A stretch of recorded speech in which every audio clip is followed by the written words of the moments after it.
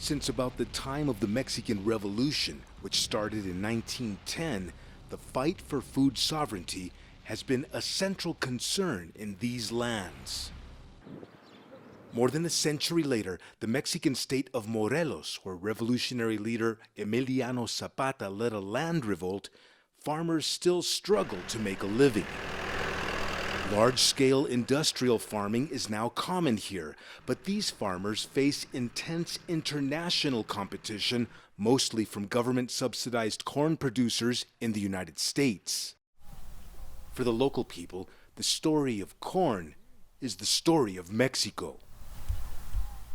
For thousands of years, people in this part of the world have been planting and improving corn, a grain that is now consumed by populations in every country. 53-year-old Pedro Tlasola grew up watching his family plant corn here in the land of Zapata. Since I was a boy, my parents and grandparents showed me how to work the land. It was the main thing I learned, how to plant corn. Since I was a boy, the land has given me the satisfaction of growing with the corn. Tlasola knows about the current Mexican government's ban on genetically modified corn imports that use the controversial herbicide Glyfosate. The World Health Organization says it's probably carcinogenic.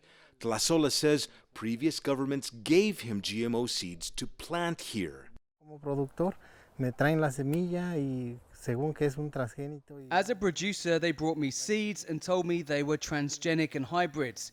They said the difference was their corn was improved and resistant to insects and plant diseases. Since the 1980s, Mexico has been importing corn from the United States. In recent years, the majority of that corn was genetically modified. Some U.S. seeds contained glyphosate, which the government here has banned. Mexican President López Obrador named Victor Suárez, a former national leader of small producers, as the country's undersecretary for food self-sufficiency in Mexico's agricultural department. He spoke with us via Zoom. The new government of President López Obrador has proposed the recovery of food self-sufficiency. First, to reactivate the economy, the family economy, the community economy, and also to generate a healthy diet for communities. Mexican biologist Alma Piñeiro has focused her career on detecting evidence of transgenic corn in Mexican fields.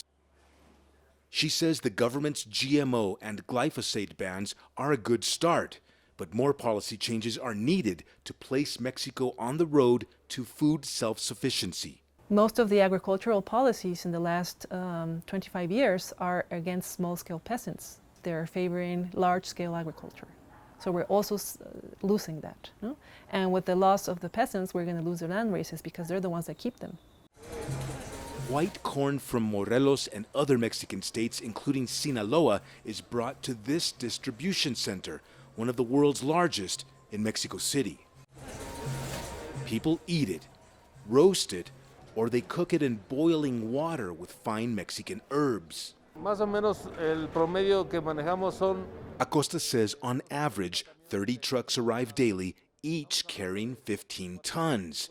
Each month, that's more than 13,000 tons of corn. Back in the fields of Morelos State, Jorge Anrubio prepares to harvest 40 tons of fresh white corn. He supports the government's ban on GMO corn imports. I believe Mexico has the potential to be self-sufficient. Unfortunately, at this time, it is not. We probably need to import yellow corn to feed the cattle industry. A long road awaits Mexico as it attempts to reach its goal of food self-sufficiency. Franc Contreras, CGTN, Tepalcingo, Mexico.